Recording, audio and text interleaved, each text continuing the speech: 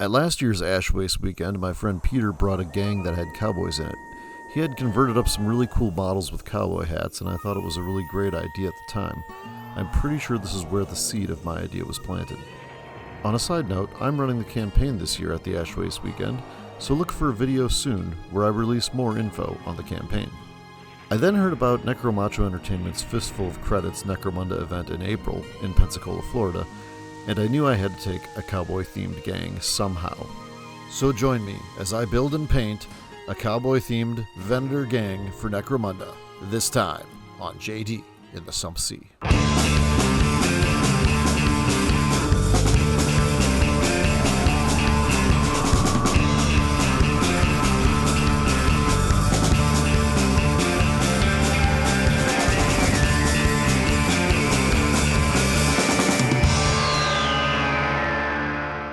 Welcome back to JD in the Sump Sea. I'm Jay, and today we're doing a build and paint of my latest gang, the High Plains Drifters, a cowboy-themed Necromundan Venator gang that I built specifically to bring to Florida for the Necromacho Entertainment Podcast's weekend-long Necromunda campaign called A Fistfull of Credits. And if you like scratch builds and kit bashes and out-of-left-field Necromunda gang ideas, then make sure you bust out your Warhammer and smash that like button. Smash that subscribe button. Don't forget that bell icon so you don't miss any of our videos. Now, back to painting the town red. I bought a few brand new boxes to build this gang. These boxes, in combination with raiding my sprues and bits boxes, would complete the gang build. I had this Beastman from the Blackstone Fortress box set just hanging around, and I thought I could do a quick weapon swap and he'd be a great bruiser for the gang. I picked up Provisionally Prepared from my local game store, Old Guard Games, because I liked the rattlings in the box and I figured one could be a slopper and one could be a sniper. Check out the links to the store in the description below. I of course had to also buy a brand new Hivescum box. I love the bits in these, and I knew some of the guns and legs and torsos would be perfect for this build. And finally, the box that'll make the whole project work. The Gunfighters box from the game Dead Man's Hand. This box is a multi-part injection molded plastic kit available online through Badger Games. Just go to badgergames.com and search for Gunfighters. You'll see it right away. And if you choose to buy anything from Badger Games, just type in the code JD2025 when you check out, and you'll really help out the channel. Now that we have all the boxes, let's take a look at the Gunfighters sprues. They have a lot of characterful bits, including many heads and hat variations. Their legs and torsos will also be great for this build. Let's start building the gang with the leader. Blondie is his name, and I take a lot of the inspiration and a lot of the names for this gang from the movie The Good, the Bad, and the Ugly. A spaghetti western I do recommend even to people who aren't really into westerns. For Blondie, I began by picking a cowboy torso with a long coat. I then needed some legs, but I didn't want the whole figure to be just from the cowboy box, so I decided it was time to bust out some other sprues that I have found incredibly useful when I build gangs, and especially my pirate gang, and that's the Empire Free Company sprues. These were also Mordheim mercenaries way back in the day. I picked a set of dynamic looking legs and cut them off the sprue. I had to trim off a bit of the torso around the legs to fit them in under the coat. Once they fit, I used my favorite super glue, Loctite gel, and glued down the legs to the base and then the torso onto the legs. Next, I picked a stub gun wielding arm and an auto pistol wielding arm from the Hivescum box, but didn't glue them to the torso just yet. I went back to the cowboy sprue, found the perfect head. I then positioned the arms in ways I liked and then glued the head on last. Later, I would add some rope onto one shoulder and some shoulder armor onto the other. Next up is the first champion, Tuco. I started this time with picking out some legs from the Gunfighters box. These legs have a thin oval base of unadorned plastic, which provides a lot of surface area, which is nice when gluing them to a flat base. But since I'm gluing these fighters down to a Necromunda base, I need to carefully trim the thin plastic base off of the legs.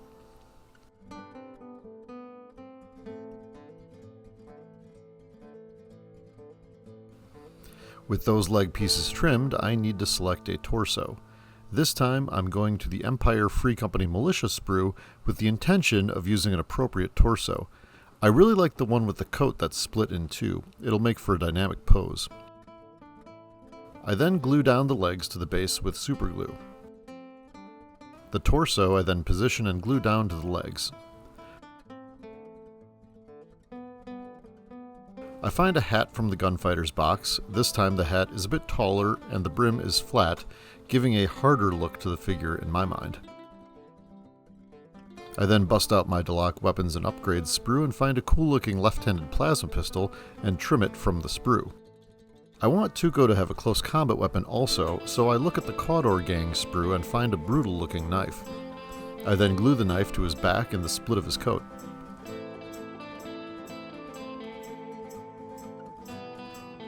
I'm using a left-handed arm bent at a right angle from the Gunfighters box, and I need to cut off the hand and gun so I can glue the plasma pistol to it. It's fiddly work, so I take my accelerator spray and help the super glue set faster.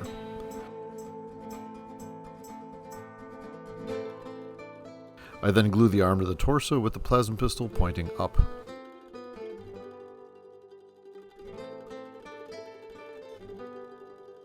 Going back to the Empire Free Company Militia sprue, I really like the straight arm holding the flintlock pistol. I decide to just say the flintlock counts as a stub gun. I glue the straight arm to his torso, and we're done. And finally, my third champion named Angel Eyes. I want Angel Eyes to be a sniper, so I need a long rifle. I just bought the Ashwaste box set and did an unboxing video which you can watch here. And in that box set was several sprues of Ashwaste Nomads. Ashwaste Nomads have long rifles, so I selected one of them from the sprue and snipped it off. Next, I went back to the Gunfighters sprue and snipped off a torso with a mid-length jacket. I'm going full cowboy here except for the gun, so I go back to the Gunfighters sprue and select some legs for Angel Eyes. And again, just like for Tuco, I have to trim off the thin plastic oval attached to the leg's feet. Then I glue the legs to the Necromunda base, and then the torso to the top of the legs. I give Angel Eyes a head with a cowboy hat with a curved brim, more like Blondie's hat than Tuco's. Looking at the long rifle bit, I see it has two hands attached to it, so I find two bent arms from the Gunfighters sprue and cut off the hands. Lining this sort of thing up is quite tricky, especially when the bits you're gluing together aren't designed to be glued together. There are some tricks you can use to help with this, however. You can use green stuff as an extra adhesive, or you could use spray accelerator. In my case, the pieces just lined up pretty neatly. I got lucky this time. And now, Angel Eyes is done.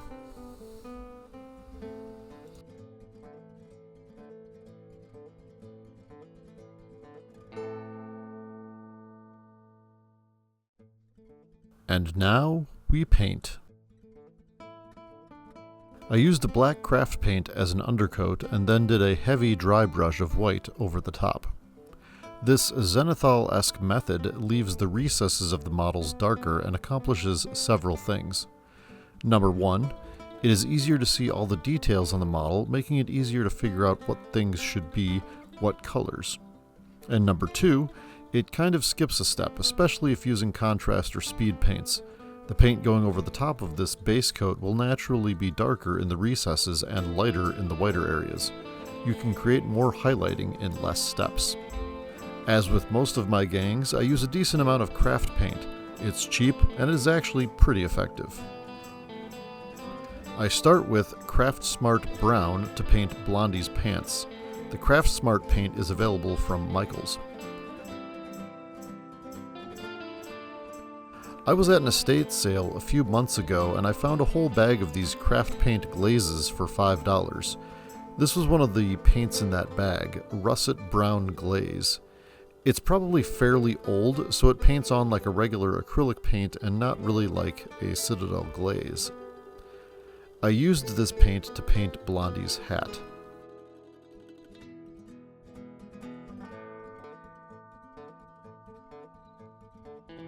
I switch over to another Craft Smart paint, Tan. I really like Craftsmart tans and browns, and they are great colors for gangs that are out in the ash wastes. They also work well if you just want to try and paint a gang that may dress more realistically than what the official Necromunda color schemes show. I use this tan color to paint his coat. The next color is Warcolor's Nostalgia 94 paint Serpent Bite Leather. I use this brown color for the rope around his shoulder. I figure this rope could represent a drop rig. I also use this brown for his gloves. I then paint his boots and belt with soft black, which is kind of a brownish lighter black. I then repaint his guns with black to get them ready for a silver color. I'll be painting them later. All metallics look better over a black base coat. I use Craftsmark's Antique White and paint his shirt. I then use Citadel's Wild Rider Red to paint his bandana to give him a pop of color.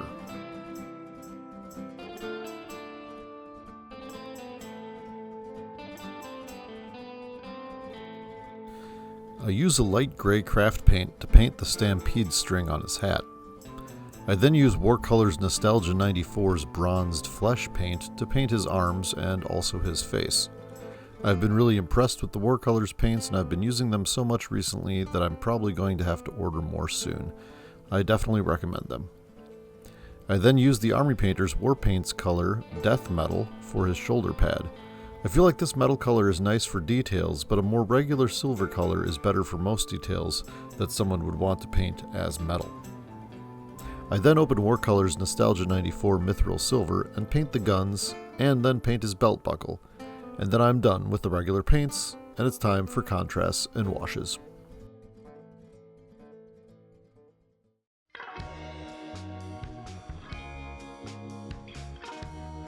And now we move on to the contrasts and washes. So the first color I'm going to use is the Army Painter Quick Shade Light Tone. The way I usually paint miniatures is first I paint them with what Citadel Paints could label layers and bases. Then, after my base coat, I paint in solid acrylic colors and block out the miniature into the different colors that I want it to be. This lays down the basics of the color scheme, but looks rather bland and flat, if I were to just leave it at that. So to add depth, I add washes, contrasts, inks, or glazes, or any combination of those, on top of those initial colors to give the miniature more depth and definition. I occasionally do dry brushing, although I do that more on vehicles than on fighters for Necromunda. This was one of the washes I was hoping would replace Agrax Earthshade. I was hoping that the Army Painter Quick Shade Light Tone, or Dark Tone, or Strong Tone may be a good substitute for Agrax. I take this wash and apply it to Blondie's overcoat first, and it seems to do an okay job of flowing into the recesses while staining the rest of the coat. I eventually decide that I should just paint this over most of the rest of the model, just as I would an Agrax Earthshade.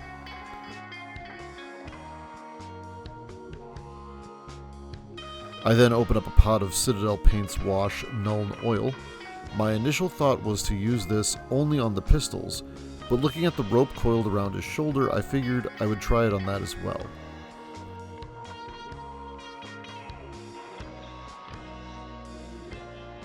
I then use the Army Painter's Quick Shade Flesh Wash to go over his skin. And I actually really like this wash. I feel like it does a really great job on flesh, adding depth and shadows.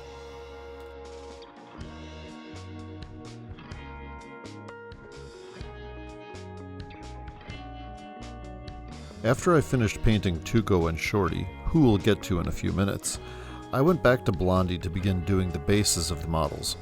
I looked at Blondie and didn't like how the light tone dried, so I decided to use some tan craft paint and dry brush it over his coat.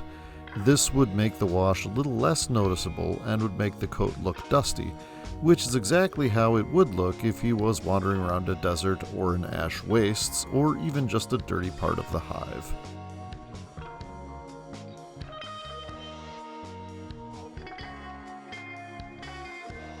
To start on their bases, I used Burnt Orange, a craft paint I bought a long time ago.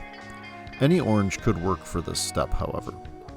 I'm applying this orange kind of haphazardly and heavily onto sections of the base to act as a base coat for a rust color. I then do a dry brush of Citadel's Lead Belcher, a dark silver color that I like to use for metallic areas of miniatures. I make sure not to cover all of the orange that I already painted, however.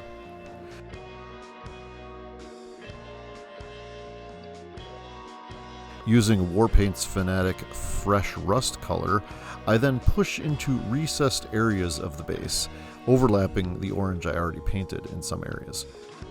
I try and get this rust color into areas that may be sunken in or interior corners of detail where rust might realistically accumulate. I then mix Craft Smart's brown with Apple Barrel's English Ivy green.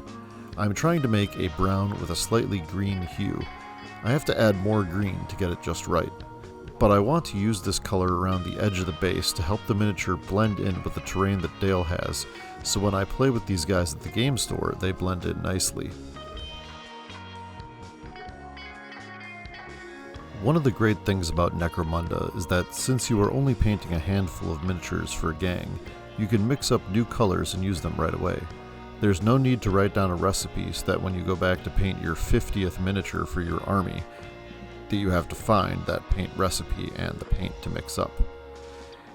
It allows for more experimentation and creativity, and I really do appreciate that about Necromunda.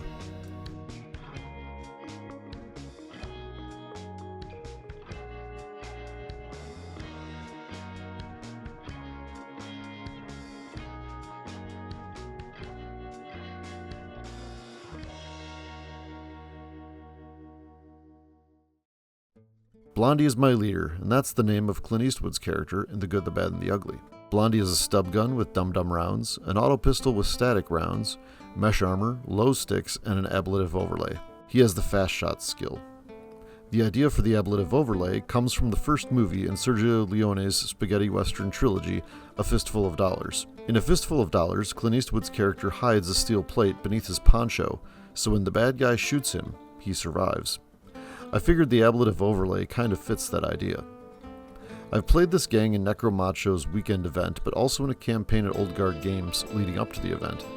Fast Shot makes the shooting action a simple action instead of a basic action, allowing you to shoot twice in a turn. However, I've found this skill is usually not great with two pistols, because usually he has to move to get into range, and that takes up an action for the turn, so he would only have one shoot action left anyway. Tuco is the first champion, and he's named after Tuco, the ugly one from The Good, the Bad, and the Ugly movie. He has a stub gun with dum-dum rounds, a power knife, and a plasma pistol. He has the skill Gunfighter. One of the sillier things I decided to do with Tuco was always shoot his plasma pistol on max. I started doing that probably around the second game I ever played with him. I figured the risk of him going out of action was worth it if he could survive enough games to earn experience. He ended up being my most powerful ganger. Maxing out plasma guns gives you a very good shot at killing most things you shoot at. He did have his gun blow up in his face a few times, and it was always entertaining. His gunfighter skill allows him to shoot with both his plasma pistol and his stub gun as a single action using the twin guns blazing rules and not taking a -1 to hit. Angel Eyes is my long-range champion, named after the bad guy from The Good, the Bad, and the Ugly, a character played by Lee Van Cleef. Angel Eyes has a long rifle with static rounds. He also has the skill Trick Shot, allowing him to eliminate or lower cover saves the enemy may have. Static rounds on his long rifle have been fun to use. If he rolls a 6 to hit, the shock rule means he wounds automatically, no need to roll to wound. When he wounds an enemy, Shield Breaker makes it so that model rolls 2 dice for their energy fields and takes the lower one. Although I would have to say Knockback has been the most useful trait, and I have knocked many gangers off of gantries and even into the sump a few times. Being a Venator gang, I can take abhumans like Ratlings. I decided to make Shorty Larson, who is also named after a character from The Good, the Bad, and the Ugly, a specialist so that he could take a long las. Since Ratlings can reroll 1s when shooting if they aim first, I figured making him a ranged specialist made sense. He has a mono-sight also, so when he aims, he gets +2 to hit and can then reroll 1s. He usually hits what he shoots at. His drop rig has been quite useful several times for helping him get down from somewhere high up that he deployed into. And having 2 ranged specialists in a gang is quite nice, because the rest of the gang is quite squishy, and I thought that they were needed. Wallace is a Beastman Venator Hunter Ganger. He has an axe, which is an orc choppa, and a stub gun from a Goliath. His name comes from the sidekick of Angel Eyes, the corporal in the army. Corporal Wallace is a very large man in the movie, so I thought a Beastman would do him justice. He has no armor, so he was not always successful in getting charges off, but he was still fun to use. Next up is Clem, Elam, and Bill Carson. All three are conversions from many different kits, and they function as just gangers in this gang. They're basically chaff I use for distractions or to help with the activation economy of the game. Occasionally they do interesting things, but they're mainly there to fill out the ranks. The final model that is in this first 1,000 credits is Old Lady Ammo. She's my bullet merchant, and she's one of the reasons I built the gang the way I did. She makes all ammo types from the trading post common, and any limited ammo becomes scarce, meaning the ammo isn't lost forever if it runs out of ammo, because all limited ammo runs out if you fail an ammo check, but scarce ammo does not. All the guns I bought for the gangers, minus the plasma gun, have alternate ammo types, so using the bullet merchant during a campaign allows me to upgrade my fighters with better and different ammo as it goes along, instead of buying new guns or upgrading via experience. It's a different method of gang advancement that I thought would be fun to try. Well, here are a few more gangers I made and a rogue doc as well, just to give me options as my gang got larger during a campaign. I hope you enjoyed this look at my Venator Cowboy-themed Necromunda gang. I don't think it's cheating using media to come up with ideas for Necromunda gangs. I think it's actually quite fun figuring out how to translate something from one medium to the Necromunda medium. Soon I'll be making videos on our trip to Florida for Necromacho's Fistfull of Credits campaign, so look out for that coming soon. And let me know in the comments if anything in this video inspired you. I would love to hear about your gangs, their inspirations, and their stories. But that's all I've got for you this time. Thanks for watching. Please like and subscribe.